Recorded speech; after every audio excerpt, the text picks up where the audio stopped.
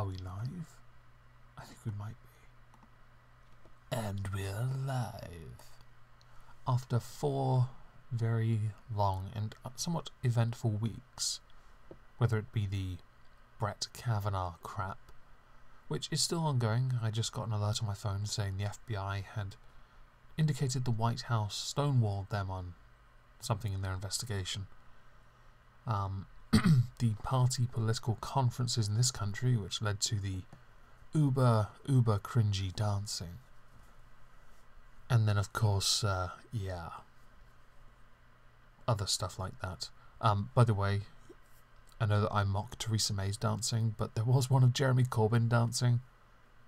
It was proper grandad dancing with him clapping and bobbing up and down while clapping. It was quite special. I wish I'd pulled it up. I could have used it tonight. So before we jump into PMQs, because this is long overdue, to address Discanar, hello Discanar, the subject is not Brexit, which is quite weird. Oh, why am I buffing? Why am I buffering? You know, I probably shouldn't have this open, or this, or this, or this.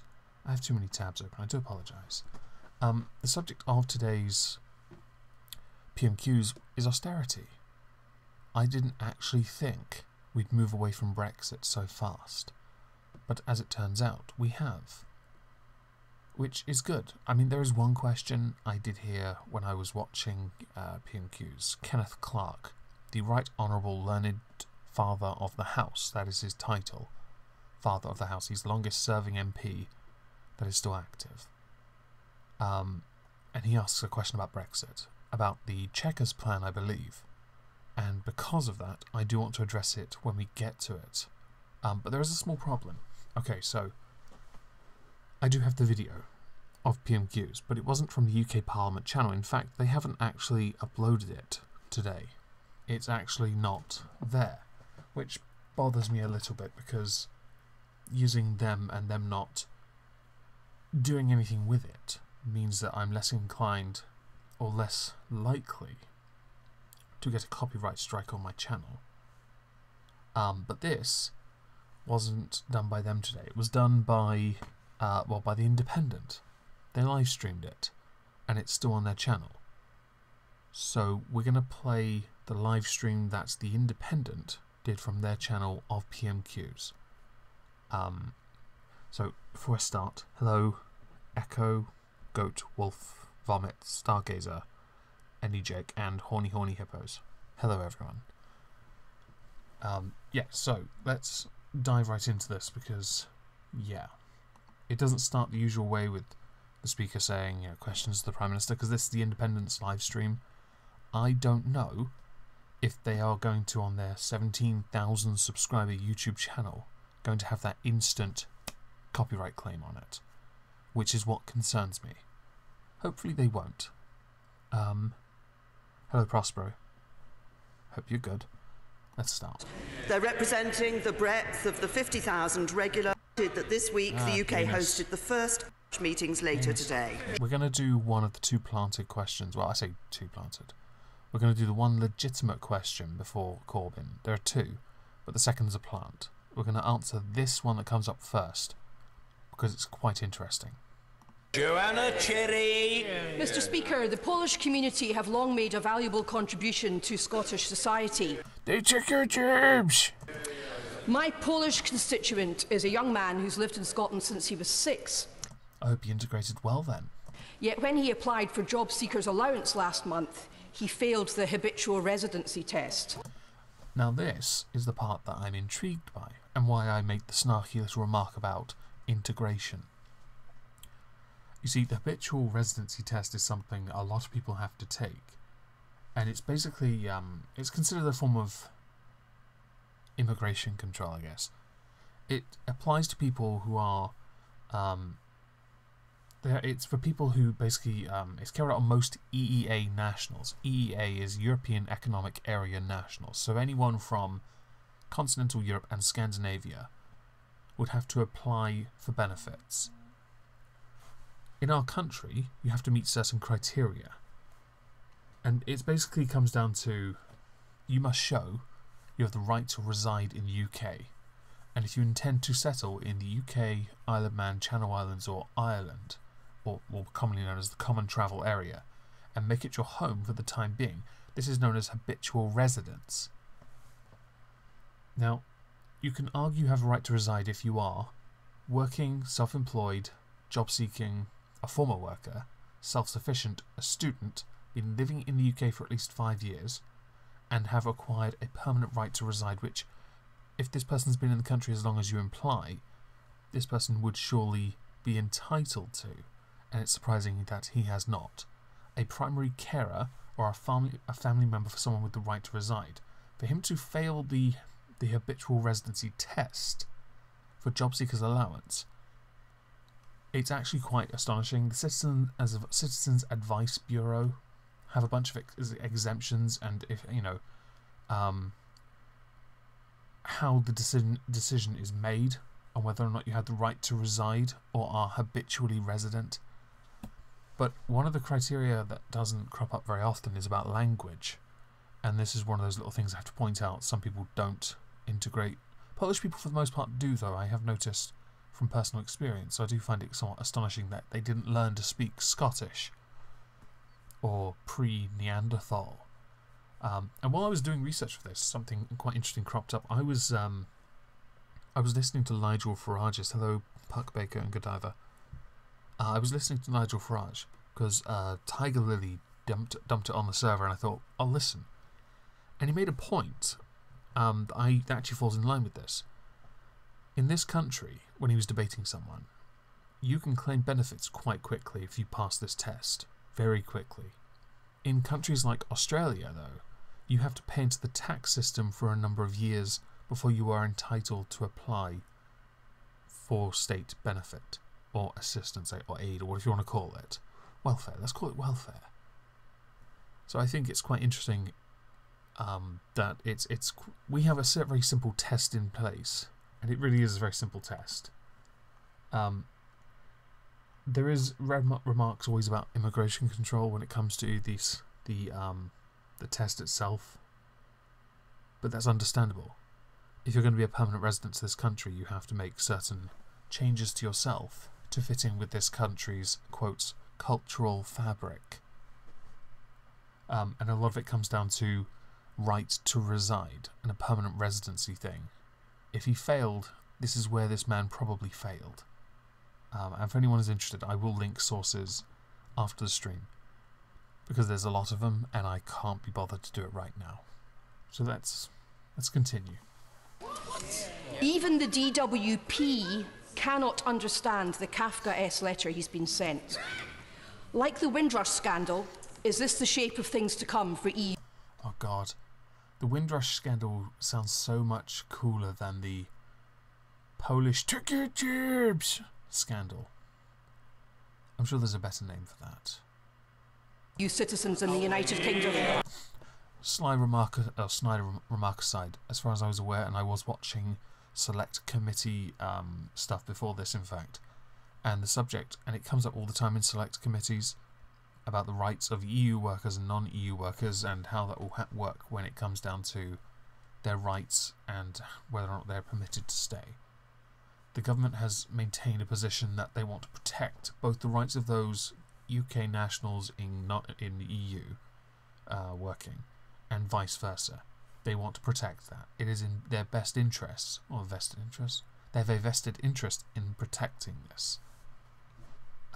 So yeah. Can I say to the Honourable Lady, as she knows, first of all, as part of the negotiations with the European Union, we have already come to agreements about the rights that will be available to those... I promise you this will be one of the only questions on Brexit. I promise. Austerity is the focal point. EU citizens who are living here in the United Kingdom already. We have set out very clearly what will be the situation for those who come to... and horny hippos, I don't know. Look up Chloe Smith, though. She's not too bad looking if you're looking for some politician eye candy. I guess she might fall into the bracket. The United Kingdom during the... Actually, don't. She's just better looking than Theresa May. implementation period, and I also was able to update people a few weeks ago to make clear that in a no-deal arrangement as well, we will also ensure... I just want to make it another little joke, and this is Parliament. Yes, we are here. Hello, we are here.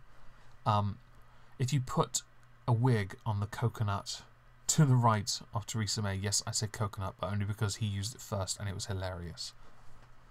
He might be a more passable and more attractive female than the majority. But I don't want to shame the politicians too much. I'll get into trouble for it. Sure that we look after those EU citizens who have come here and made their... Nicholas, actually you raised a very good point. People should pay into the country before they take out. And yes, Polish people do, and I agree, which is why I wanted, I couldn't find it, the letter. I would love to know how he failed. The majority of the... Like, my last proper job was working for a company called Novo. Novo, the majority of the workforce were Eastern European, and the majority were Polish. I learned to speak Polish because it was easier just for me to learn to speak Polish and then teach them English. It was easier. And it was good, we got drinking, we'd have a lot of fun. They worked hard, they stole so much. But they integrated within this country. They loved this country because they could just do whatever they wanted and live and enjoy life, which they couldn't do back home. So to me, it is quite interesting. It does raise some interesting questions about the habitual residency test. And I've looked at it, it doesn't look too complicated. It's just proving residency and intent to stay. And then other little bits here and there, but they're pretty simple. So I would like to see the letter to see why he failed. Yeah, Brexit lost all meaning. I quite agree with you, Paul. Home here. As for the individual case, I'm sure... Diane Abbott's going to get a mention later, Vomit Sausage. If you mention her name like that again, I'll have Disconnect time you out. Hate speech like that is up there with tea. Sure that the Department for Work and Pensions will be looking into this in some detail. Mrs. Pauline Latham. Oh, this is the planted question. Fuck it. Thank you. Oh, look at that. I got it just right. Yay. Mr. Speaker, I'm sure the whole House will join me in expressing our deepest sympathies to the people of Sulawesi in Indonesia following the earthquake and tsunami in which 1,500 people have died. We obviously wish them well on their rebuilding of their communities, and could we also take this opportunity to thank all those officers and ratings from the Royal Navy. Small detail. You mentioned rebuilding of communities. Why not just rebuilding of community?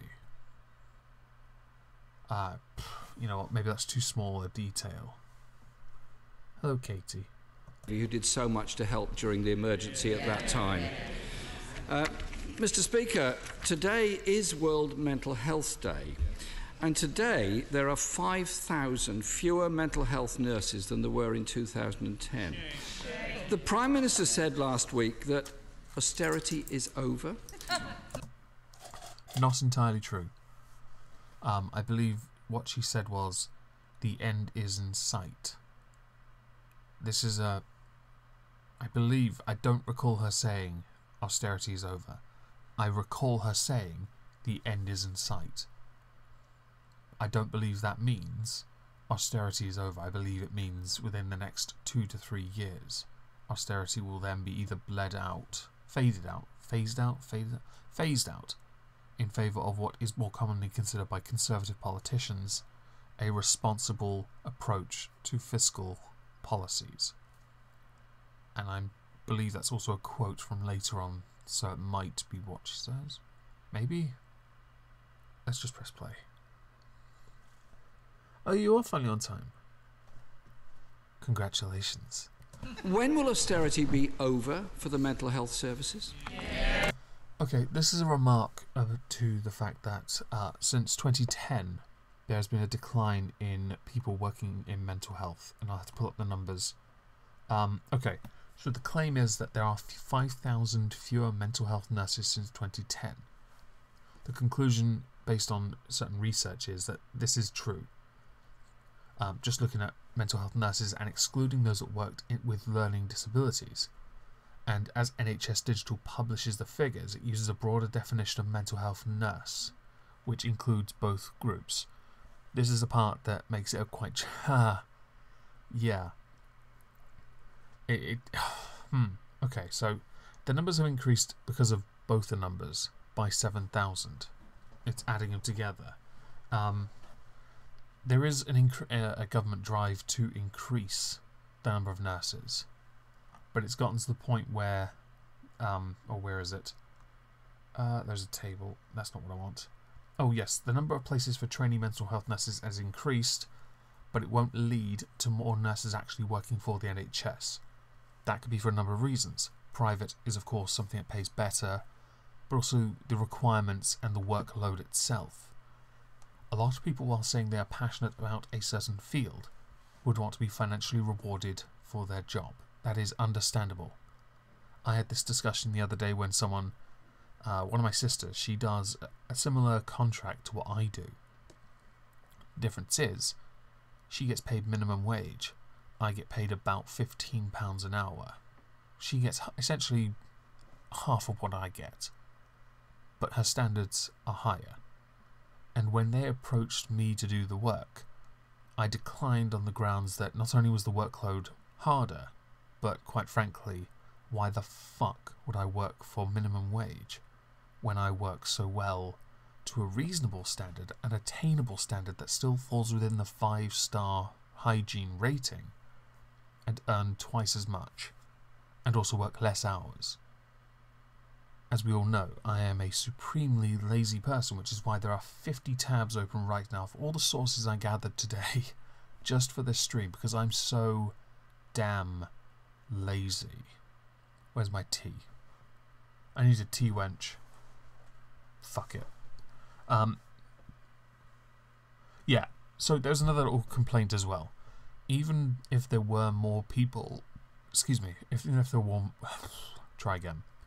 Even if there were more nurses available, that doesn't necessarily mean people would want to use the service anyway. Because the NHS has a history. We promote the NHS as this fantastic system. It's a great idea. And it does kind of work. Let's ignore the funding part. We'll get to that soon enough. The issue is the quality of care given. The quality of care has always been a problem. And back to the pay thing, some people aren't going to be willing to work for the NHS knowing their pay is not going to be as good as it could be if they worked privately or for somewhere else anyway entirely. Different field, but falls within the bracket of mental health. For example, there are some people who work for private care homes with mental health issues get paid more than an NHS mental health nurse. It's a simple fact. People want to make better money and work in a better environment. NHS, no, it's not. It's trash. The care given is absolute bollocks. And I say this not from experience on my part, but from familial experience? Family? I do English. It's just, I've been up since like 6:30, okay. In any case, quality of the NHS care is rubbish for the most part. I think most people agree with that, but we Brits, we do like to put ourselves down and anything we have down because it's normally shit. Maybe they should hire Polish people. They'll do a better job. But in any case, there is currently over 3,000 vacancies available within the mental health, but we don't actually have the skilled workers to do the jobs, and those that we do have that are skilled that aren't doing the job have gone to different areas of mental health, because why work for the NHS? Financial reward is quite a powerful motivator, and I can understand that. Money good. Let's see, well, we're having a more important... at this point I think the NHS needs to be completely restructured. Yeah, it is inefficiently structured. The problem is every government that's ever come in has restructured it, but they have not rebuilt it. They've instead added new things over the old things. It's like building a prison a couple 100 years ago, and over time replacing the pipework, but not replacing it, simply making new pipework when the old ones exist, eventually leading to the possibility of escape for people who just don't want to be there, or the possibility of the ground collapsing because they haven't properly addressed all this bullshit pipework that's now ingrained in their fucking foundations. It's just nonsense. It's a terrible comparison, but I think I made my point. You need to actually rebuild it properly and not just build over the old material. It is ineffective. When the US began to defund mental health services and close mental health hospitals and sanitariums, it resulted in a shit show in San Francisco. Literally, yes, I've heard about San Francisco. I've heard people can literally shit in the street. Congratulations, San Francisco. If I ever need to go to the toilet that badly, I'll look you up. Anyway, we'll continue because I haven't made much headway yet. There's at least 9 more minutes of this. First of all, can I join the Right Honourable Gentleman in expressing our condolences to those who were affected and our thoughts with those... Oh, before we continue, Paul Joseph's in the chat. So we need to make the NHS compete with the market for pay. I agree. The NHS is great conceptually. It just needs to be modernised. Actually, that's a point. I saw it in a newspaper yesterday, and I can't remember which one, but there was talk that to raise the 20 billion that Theresa May wants to invest in the NHS, the intended income tax cut might be shelved when this autumn statement budget nonsense is brought forward. That Philip Hammond may have to shelve income tax, which is quite interesting considering other taxes are going to be going up next year by a certain percentage to fund other services. So that's quite interesting. And do I think they should? Do I think they should compete with the market for pay? I don't know. I actually don't. I'm not sure. It comes up to the argument of it's a social program. It's not. You know what? I don't know what to think on that. I really don't. I think it's one of those things where you have you have the choice. You can choose to work for the NHS knowing you'll get less pay. That's just down to them. There is a certain level of job security you get with the NHS, I'll agree. But it's down to individual choice at the end. I almost worked for the NHS a long time ago. I was going to be a doctor. But it wasn't pay that put me off, it was the working conditions that put me off. Anyway. All those who were affected by what happened in Indonesia. I'm pleased to say that obviously the Department for International Development was able to respond to that. I understand that the DEC appeal is now up to £10 million as well, and as the Right Honourable Gentleman said, obviously we were able to put support in kind in through the support that was... Interesting point. The private suppliers are screwing the NHS over. I had heard this rumour, and I did look into it. Yeah, there are certain private bills we're paying for private, like Virgin as well. Yeah, no, we shouldn't be doing that. I know why. I know that we are doing it because we couldn't afford the system, so instead we offset it, but at the same time we're then subsidising them in return for them providing the service, which then means we're still paying them for the privilege of using their shit. I think that's, even after we've given them money and they failed, that is actually terrible. And whether we should privatise the NHS, I'll let other people debate that. I think we should privatise the BBC. That's definite, because I fucking hate the BBC. Available from our armed forces and indeed from others, and I commend all those who have been working so hard in that area. Now, he raises the issue of mental health, and I'm pleased he's raised the issue of mental health, because this is a government that is actually ensuring that mental health is given the attention that it needs. It is this government that has ensured that there will be parity of esteem for mental health and physical health in the National Health Service.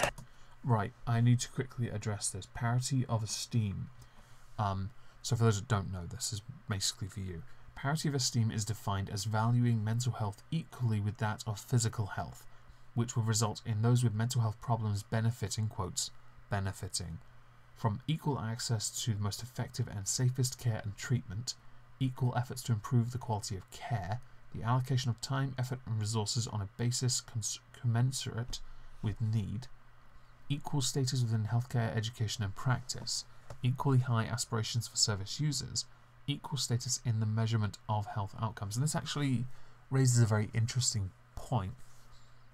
With more money going into the NHS, is it really something to brag about now that more people are finally starting to come forward with mental health problems? Because that's just actually, it's going to make the money that's been put in seem less than what it should be or could be, because that money's then having to go to mental health, because finally people, the stigma of mental health, and it is a stigma, I think it still is, it's being slowly eroded, so it's no longer a stigma. It's universally accepted. I think okay, I'm going to run a very short test. It's not really evidence, but press 1 in the chat, and I'm not saying this to shame you, because I'll put 1 down as well if you want. If you have a mental health problem, I don't want to know what it is, don't need to know, just a 1 if you do, 2 if you don't. I personally have depression. I don't use the NHS services though, because fuck that, I wouldn't trust them with anything. No joke. And yeah, I thought the 1s might have it a little bit better than that. Oh, 3, fuck all of you. We're going to carry on. Parativist anyway is a way of treating it equally, which is good. It is. But obviously, think about it. If the NHS is already exacerbated with current issues being brought up, now imagine the additional billions being suggested to be put into the NHS. The numbers. Cunts. Think about that. All those people who hadn't previously come forward, and then they start to come forward. It's just not... It doesn't seem as beneficial, the money you put in, as it would ordinarily be if mental health was not being taken as seriously as it is now. So much so that it's almost at the forefront of health policy in manifestos, something which can be traced back to 2010, which is something that's going to come up with Jeremy Corbyn, so I'm quite confused because I couldn't find anything to back up what he will say in a minute. But we will, of course, get to it. And it is this government that is putting record levels of funding into mental health. But I say to the right honourable gentleman, if he's saying to me, do we still need to do more on mental health? And I say, yes, we do. That is exactly why we are setting out further steps today, particularly to improve the mental health of children and young people. But also I'm very pleased that my honourable friend, the member for Thurrock, is taking on the responsibility as the Minister for Suicide Prevention. That sounds like a really bad title. The Minister for Suicide Prevention. That really... I'm sorry, I may be the only person that thinks that. It just doesn't sound right. Oh, and just because I said I would. There you go. I'll put the 1 there now, so I've at least done it. Why have I not got a wrench on this channel? Doesn't matter. But yeah. Suicide Prevention Minister. It sounds like they're going to be running around with a massive, like, bouncy castle just to stop people jumping off ledges. Do they get to wear a cape? Or is that too much of a risk for hanging? First time a government has had a minister appointed to such a post. This government takes mental health seriously. That's why we're putting record levels of funding into mental health. Jeremy Corbyn! Mr. Speaker, it was a Labour amendment to the Health and Social Care Act that put parity of esteem on the face of the legislation. Yeah, this is the claim he made. I can't find the proof of that. I'm not saying that they didn't. I'm not. But I could not find any proof that that is true. Any time I looked for it, I got references to manifestos where in 2010 it cropped up, 2015 it was pretty important, and then obviously the snap election in 2017, it was everywhere. Oh, excuse me. It was opposed by her government. Yeah, again, I don't know why. I couldn't find anything on that either. There were a number of debates held, and I will link the Hansards for each and every one of them. But for the most part, they all seem to be. They all seem to indicate. They all seem to indicate that there was some kind of failing in a mental health task force or some bollocks like that. There is a comment I've got from the Spectator. The Tories do generally accept that mental health still falls far behind physical health. Imagine my shock. The manifesto does commit to better treatments across the whole spectrum of mental health conditions, which is a quote from their manifesto. There is also a reference to the analysis by the King's Fund in October of 2016, because this article was 2017, that said that there was a 40% drop in funding for mental health trusts, despite NHS England directing clinical commissioning groups to increase mental health spending in real terms. What that means, fuck knows. Where's the money then? I just don't get it. There is a lot more on mental health as far as parity of esteem goes. And there was oh, hang on, this is actually one I wanted to read. So from one of the debates, there was an interaction between David Rutsley, Conservative from Macclesfield, who asked, the Honourable Lady is of course right that this subject is vital. The government are working hard on it. Will she join me in welcoming the government's promise and commitment to bringing in an extra £600 million for mental health services as set out in the autumn statement? This is from December 2015, by the way.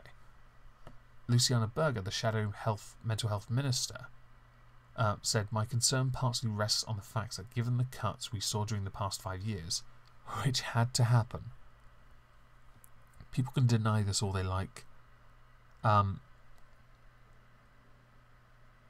No, I have not. Echo.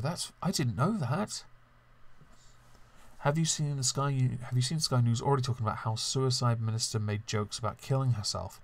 Wow. Whoa. Oh, that's amazing. We'll address that in a second. But Luciana Berger says the cuts, mental health cuts. Let's see, past 5 years, yes. So there were cuts during 2010 to 2015 because of, well, basically 13 years of what happened before. It was horrific. Even I, at the time, unemployed, supported austerity because I knew damn well it had to happen. There was no other choice. We are only returning to levels of spending on mental health that we had back in 2010. Yes, so that means we're back on track then. We just, we had to take a little break. I have asked a number of questions about how the 600 million might be presented, but I'm waiting for the answer to see how the government will allocate the money. I will come on to the pledges that the government will make when it's actually happening in reality. The interesting thing with that is, if 600 million is being made available, it doesn't necessarily mean that they are all going to receive, or that they will have available 600 million. Some will be allocated for a very specific area, and then the rest will be more like available. So it won't be 600 million at all. And in fact, memory serves, it wasn't. So let's continue. And if she thinks that did you?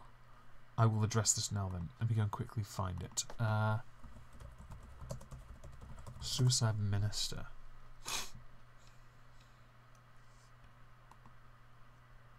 Oh, hang on. Suicide prevention minister joked about throwing herself off Beachy Head. Okay, this is interesting.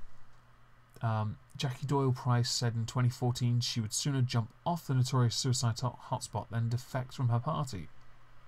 Well, in hindsight, that's not really as bad as I thought. I mean, it's a shitty joke. I mean, given the choice, okay, between being a Conservative and then joining UKIP, she's just showing her loyalty. Granted, it's a bit out of taste, I'll give you that, considering that's a suicide hotspot. But yeah, that's... Thank you, Darth Kemi. It's quite interesting. I'll give you that. Where am I going? Oh yes, we're going to continue with this. Mental health spending is going well, then maybe she should have told the Health Secretary this. Because this morning he said it's still way off where we need to be. The Royal College of Psychiatrists has found that income of mental health trusts in England was lower than it was 6 years ago, and children are being sent as much as 300 miles away for urgent treatment. I just want to say, well, to the chat, on the waiting list of 2.5 years, that doesn't surprise me. That could be attributed to the lack of nurses, but at the same time, their waiting lists were shit even when they had them. And as far as this remark Corbyn made, when it comes to travelling so far to get treatment, that is more an indicator that we don't have enough of those with the certain skills needed to treat those types of people with those types of conditions. That's what it's an indicator of. That doesn't... that's a skill issue, not... I know it's a skill and a quantity issue. It really is, isn't it? But at the same time, you're not going to be... It's not going to be something that can be easily obtained. Oh dear. Anyway, yes. I'm not trying to downplay 300 miles travelling. Of course, that is less than ideal for anyone. Of course it isn't. I'm just trying to explain that there are skilled people, but there aren't as many of them in those specific instances. And without a specific case, it's difficult to explain it. In more detail, anyway. It needs urgent action now. Mr. Speaker, people in every village, town and city know that violent crime is rising. 21,000 police officers have been cut. 7,000 police and community support officers have gone. When will austerity be over for the police? Ah, the one I've been dreading. Oh, excuse me. Yes, so the austerity for the police. This one's a bit tricky because a lot of the arguments about this stems around the fact that crime's on the rise. It is. It actually is. Are the police a deterrent? That's one of the debates. When there were more police, were they as effective? Considering how pussy-whipped our police are to begin with, it's a subjective argument. But yeah, let's continue. Hang on a sec. There's something I needed to pull up, wasn't it? Right. Okay. Yeah. The Prime Minister's going to mention £450 million in extra funding. When she does, I'm going to pause it because there is a relevant thing we need to discuss here. First of all, in relation to the mental health issue, I've just said that I think there is more for us to do on mental health. And as part of our long-term plan for the National Health Service, we will be doing more for mental health. And I might remind the Right Honourable Gentleman that our plans for the National Health Service will see £394 million more a week going into our National Health Service. How that money's obtained is, I think, the income tax cut being shelved. So, yeah. He asked me about the issue of policing, and of course, what we have seen is this government has made, including the precept on council tax, has made four. Precept on council tax is an increase in I believe, a reference to the increase in council tax of up to, I think, 5% in some places next year. Is it 5.9? It's quite a high number, but that money will then go towards funding policing. Well, some of it will. £460 million more pounds available for policing. Okay, 460 million. Well, that's not the number I have on my screen here. It's actually 450. It says, so police and crime commissioners are going to be given the powers to be able to then raise the portion of council tax which goes towards policing by £12 per household annually. That would raise 270 million, while 130 million for national priorities such as firearms would come from central government. So that's not really 450, that's just 400. But an extra 50 million will be for counter-terrorism. So actually, in real terms, this is an inaccurate statement.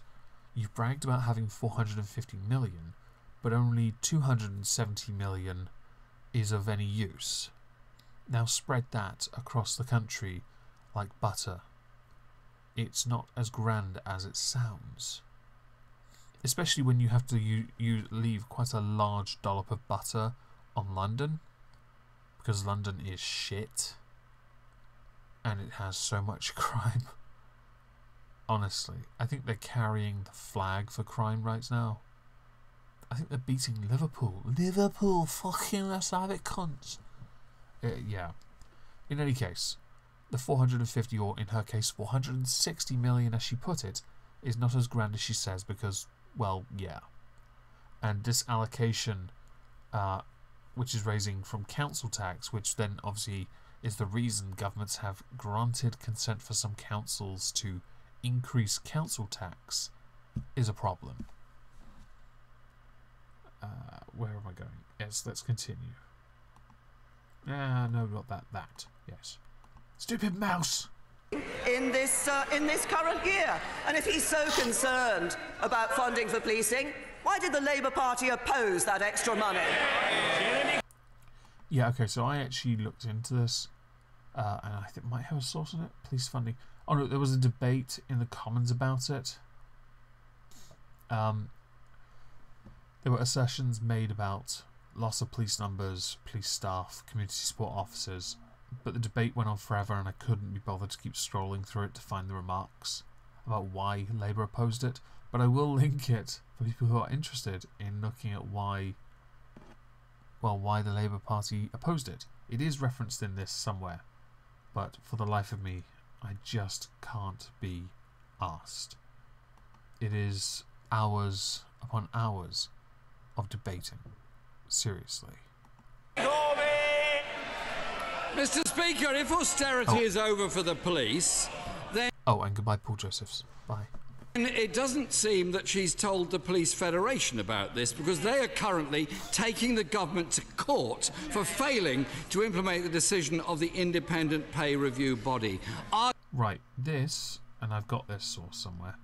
Where is it? Oh yes, so the association, the Police Federation, represents 120,000 police officers in this country, and they are threatening legal action over the government's 2% pay rise. Because the increase, while battling, because while it is an increase, it doesn't really match inflation, and they have had pay cuts and freezes. Alright, so the Conservatives in 2014 also introduced the Independent Police Remuneration Review Body, but for 2 years in a row they ignored the recommendations of a pay increase, which is kind of important. And the body has called for a 3% rise, which was based on evidence. And there's a quote: in response to this betrayal and based on legal advice, the Police Federation has instructed solicitors to start judicial review proceedings against the Home Secretary on the basis that he has stated that the pay decision was a government decision and not his alone. Police officers must be treated fairly and have confidence that any independent pay recommendations will be accepted in full by Home Secretary. I know the deep sense of anger felt by many of our members about the way they have been treated. This is why we have taken this action and make no apology for doing so. Doing nothing was simply not an option, and it is right and proper that we challenge this unfairness legally. Isn't it going to be interesting? Usually people are so busy getting fucked over by the police, but now the police are going to have to use the very legal system where they fucked over so many people to try and win something. This is interesting, and I'm looking forward to see how this plays out. Close tabs. Seriously. Continuing. Our dedicated police officers and PCSOs deserve better than they get from this government. In the last year, the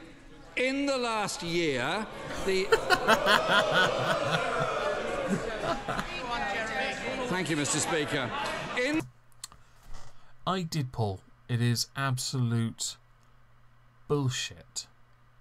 If that is why he was discharged, and I believe I've seen the articles now that confirm it, that is unfair dismissal and absolute bullshit. In the last year, the Education Secretary has been rebuked 4 times by the Statistics Watchdog for making false claims about education funding. Right, yes. So this is actually something I mentioned, I believe I was going to mention last week, or maybe I did. Okay, so there is an ongoing investigation going on now into school funding in this country, because the government has claimed they're spending, let's call it X, an X amount of money. But what has been found is that some groups have discovered that it's actually more likely X over 2.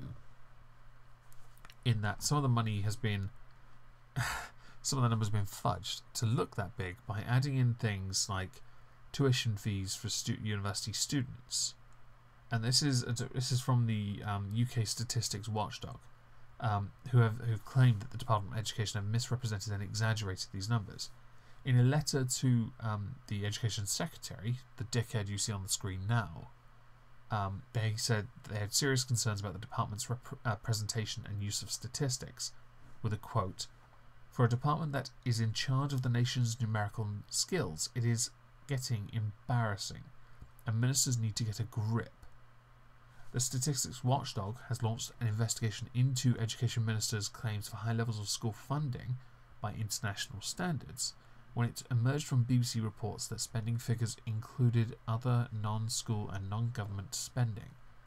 This was money spent by university students on tuition fees and parents on private school fees, which is likely to have been misunderstood by the public as referring to spending on schools, which is basically the trick of the normies. They'll never look at the fine detail because they'll just see numbers and be like, "Yay, we're getting a new playground." Do playgrounds still exist? Anyway, it's a joke. But yes, he's been rebuked, and yeah, UKSA is on him. 4 times this year, he has been caught out. It is quite funny. Let's continue though. I know the Prime Minister is a stickler for accuracy, so given her commitment to ending austerity, can she confirm that austerity is now over for all teachers who will receive the independently recommended 3.5% pay rise? I say to the right honourable gentleman that as regards the issue of policing, and he talked about the police pay award, in fact this award does represent the highest consolidated pay award since 2010. Now he then goes on to talk about about funding for schools and what is happening in relation to schools. It was quite the weird segue, don't you think? Like 1 minute he was building up with the police stuff and then he just switched straight to education. That was quite strange. Knows the announcement that has been made in relation to the Teachers' Pay Award, but I might just remind him that school funding this year is at a record high, with the extra 1.3 billion. Paul, you're not by chance in a Northamptonshire school, are you? Because I can tell you why they have no money if you want. I do feel sorry, by the way, for schools who've had funding cuts. It is actual tragic. Actual tragic? It is actually tragic. This is an absolute clusterfuck. I think most people knew the consequences. They knew it was going to happen. They knew with austerity there was going to be some real suffering. And it's genuinely terrible that so many have had to suffer. And I'm hardly saying this as somebody who's wealthy. I'm saying this as somebody who lived through it as a very poor man.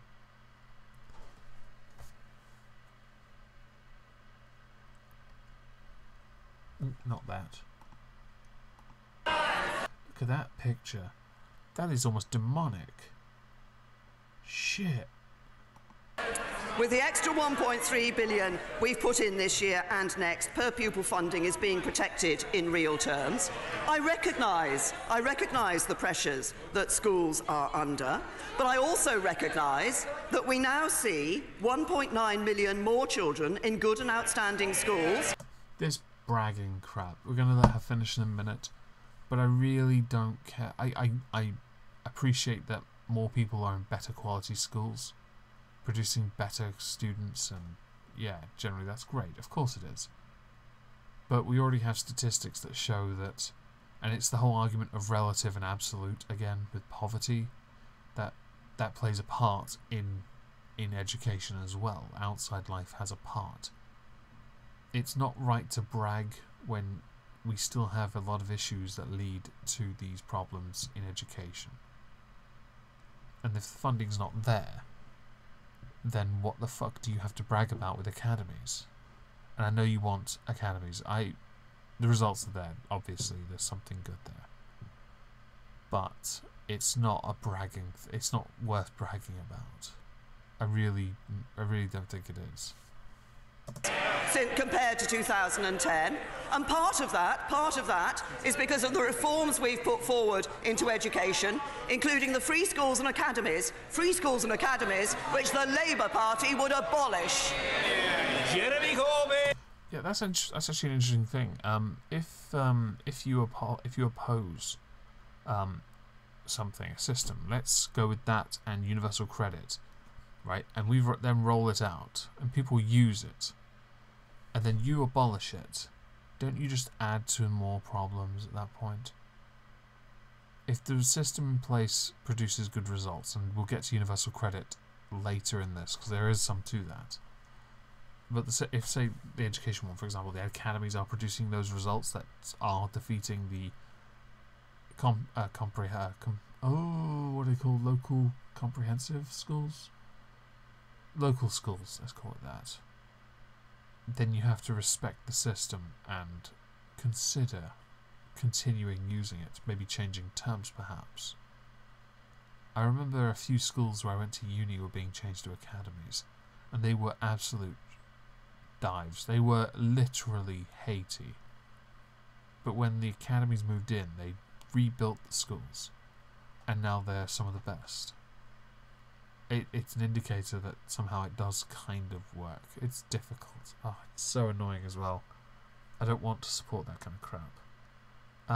Bye-bye spirit upgrades. Speaker, the reality is that over half of teachers are getting another real terms pay cut. Right, yes, so this statement, I do actually have something on this. Where is it? No, that's child poverty. Teachers. Okay, so a think tank has said that most teachers will suffer a real terms pay cut. Right. An Institute for Fiscal Studies, the IFS, of today's teachers' pay settlement estimates about 60% of teachers will receive pay increases below the current 2.4% headline measure for inflation. So they do get a pay increase, but because it doesn't match inflation, it's a real terms pay cut. That's how they derive this. It's one of those arguments also with the cost of living as well.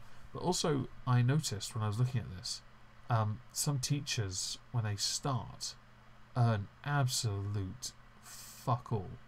They earn less than I do in some instances. It's quite weird. But it depends also on the type of teacher.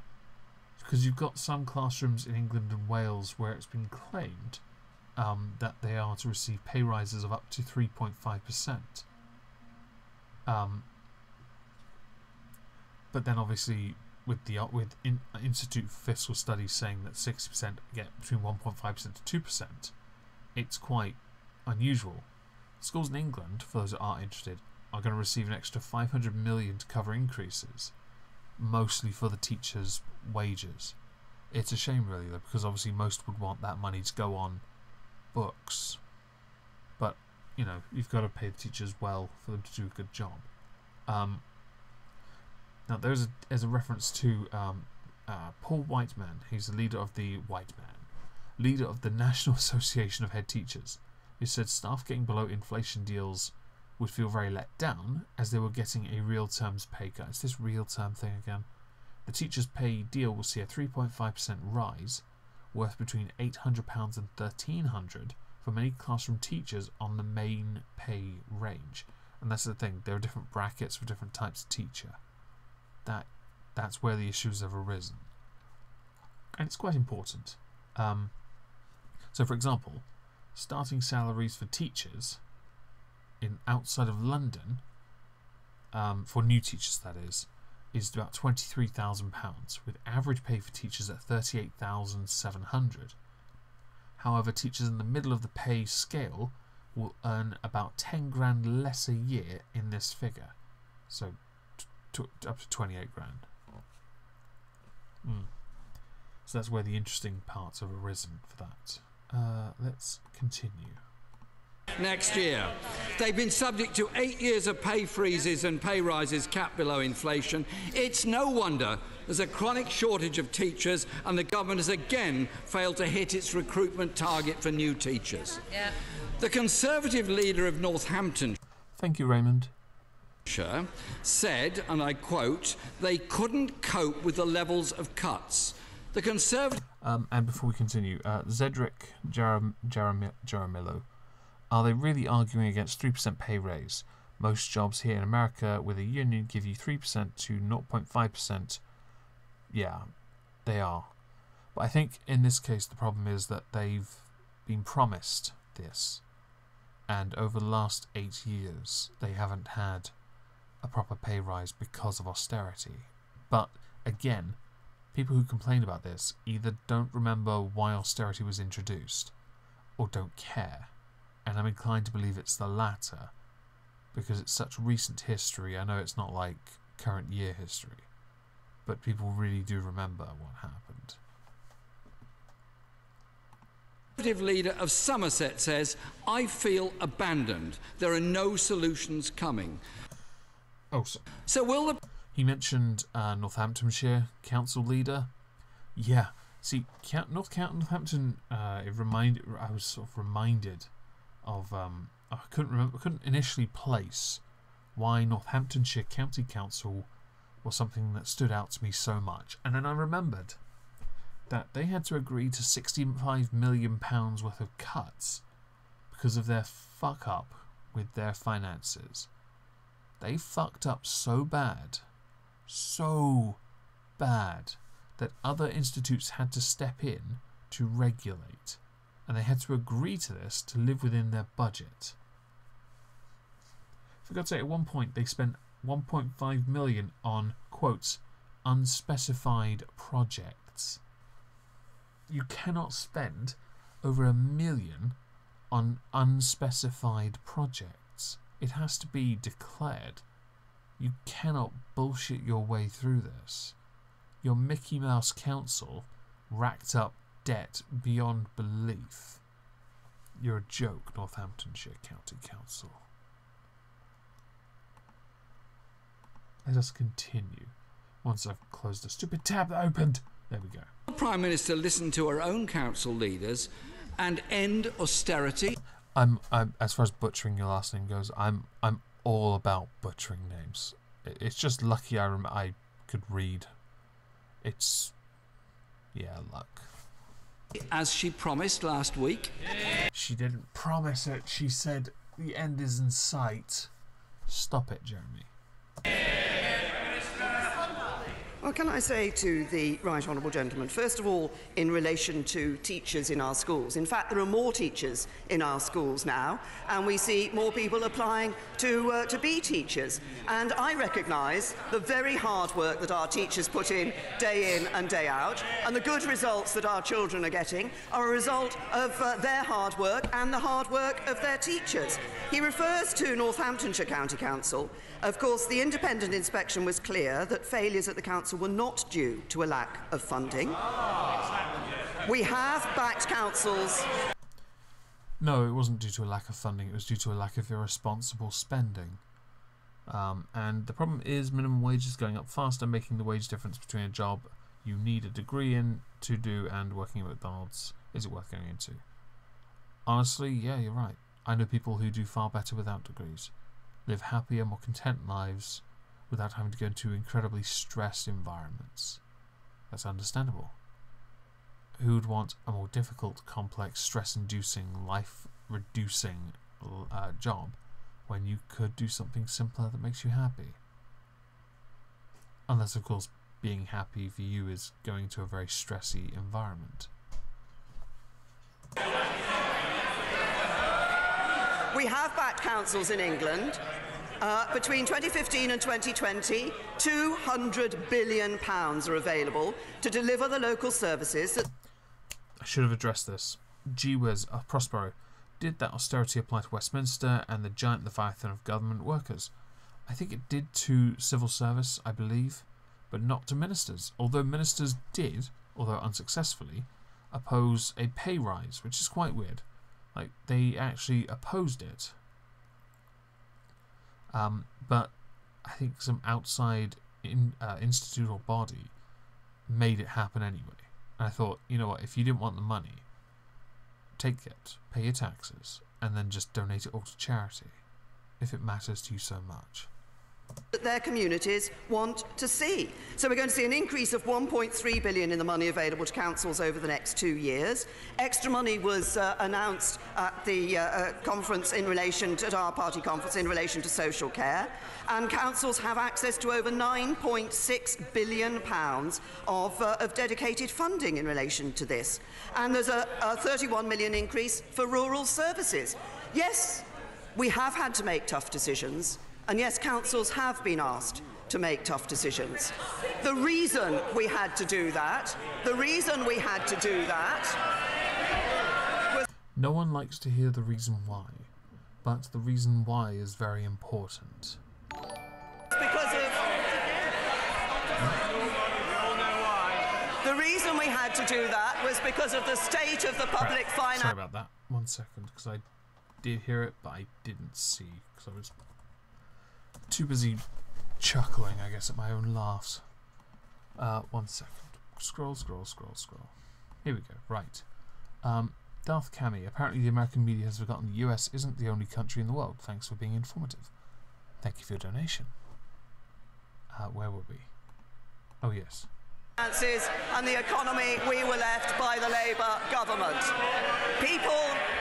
People have made sacrifices, and they need to know that their hard work has paid off. And yes, better times are ahead under a Conservative government.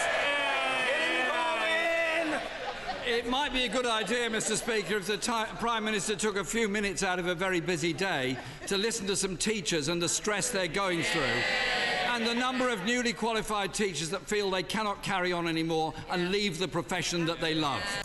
That might not be down to pay, though, more working conditions, because I've heard that is quite a demanding field. The National Audit Office has found that local government funding from central government has been cut by 49% since 2010. And next year, government funding for councils is going to be cut by a further 1.3 billion. Which is why governments have granted permission for councils to potentially increase council tax by up to 5.9%. The Institute for Fiscal Studies has said that 75% of the social security cuts announced in 2015 have yet to come into effect. 2.7 billion will be cut from working age benefits next year alone. Can the Prime Minister confirm this swinging austerity on the lowest paid and the disabled people in our society will now end, as she said last week? She didn't say it. Can I say to the right honourable gentleman that what we see in the changes that we're putting forward in relation to welfare reform is encouraging people into work and making sure that when they get into work, work pays. And I might also... Which is a key thing, because I know a lot of people back when Labour were in charge, work didn't pay. It was better to be on benefits. In fact, job centres said that. I do recall, again, Nigel Farage arguing with somebody, I guess you could charitably call it, about the concept of work paying. And he pointed out that it didn't when most of the market was flooded with minimum wage. There was no competition to earn more money, so people weren't incentivised to work at all, really. Also say... And minimum wage sucks. Come on, we can all agree on that. ...to him that there are £2.4 billion of unclaimed benefits under the legacy system of the Labour Party that will be paid to people under universal credit. Universal credit gets a lot of shit, but I've spoken to a lot of people who have said it sucks, but even more people have said they're better off because of it. That's not, obviously it's my anecdotal evidence, it means jack shit. I've just yet to come across someone who made a meaningful argument against it, other than I just don't like it, even though if it's implemented correctly, it'll be better than several different types of benefits. £700 100,000 people getting the benefits they're entitled to under universal credit for the future. And he asked me about what this government is doing in relation to the end of austerity, and I've been very clear that there are better times ahead for people. We will see debt falling, and we will see support for our public services going up. Austerity is being brought to an end. What is not being brought to an end is fiscal responsibility. I'm not even going to bother. The next question is basically about, well, more of this. It essentially comes down to a pissing contest with Theresa May then saying that Labour's policies would include borrowing £1 trillion. I feel like I should be having a little pinky near my bottom lip in a corner. $1 trillion. To fund renationalising a bunch of services. Sorry, investing in public services, that's what I meant to say. Which is obviously, if you borrow $1 trillion, you borrow any money. I mean, he's not going to get Wonga to do it now. It's irresponsible. It's reckless. And I don't really want him to do that. If he wins, I really hope that's in 2022, that is. I really hope that's not what he does. Because that's a dangerous policy to implement. I don't think anyone would actually give the green light for it either. He'd have to have a majority. And he'd have to have a majority which includes MPs that aren't currently in the process of rebelling. So to finish up, I want to find Kenneth Clark. Where is he? No. I will find it. Oh, my mouse is being special. Give me a second. Here we are. Right. So, Kenneth Clark is going to ask a question here. This is the father of the house. He is a very well-educated man, and he's going to ask something about Brexit. I didn't hear the whole question, so I'm going to give a very raw response. Is firstly to obtain a compromise agreement with the other 27 European governments on the terms of our withdrawal, and then to win the approval of this House, a majority in this House, for that same agreement or something like it in a meaningful vote on the terms of our departure. Does she equally accept that the maths makes it obvious that that majority can only be obtained if the agreement retains the support of the pro-European Conservative backbenchers in this House and also wins the support of a significant number of Labour backbenchers, pro-European backbenchers, on the other side of the House, which would reveal that the hardline Eurosceptic views of the Bennites on the Labour front bench and the right-wing nationalists in our party are a minority in this Parliament. That actually bugs me, because it was even before Brexit happened that those that were more Eurosceptic were a minority. But the United Kingdom voted to leave. Therefore, you must shelve. You have to shelve your bias when it comes to Europe in favour of respecting what the people want as opposed to what you believe they need. Because what you think they need is the Chequers plan to work. That is a simple fact. You think that. And you are a bellend for thinking it. Will she therefore proceed courageously on that basis in the formidable task that lies ahead of her? Fuck it. We're done. I don't care. To everyone that joined, thank you very much for joining me this evening and putting up with, well, first PMQ in 4 weeks. We will be back here tomorrow at the same time, 9:30 PM, for a political recap with Trups. I will, of course, notify everyone in tomorrow's video on my main channel, which will be late because I have a dental appointment in the morning. So it might be about around midday when I'm actually done. I might try and record some tonight. My voice does hurt a little now, though, from talking for so long. So instead, I might wait. Either that or make it on Friday, but I don't really want to go 2 weeks in a row where I've not been able to manage to make a video on a Thursday. But when your face feels like it's had a stroke, it's quite difficult to articulate especially when people like your voice. I don't know why, but they do.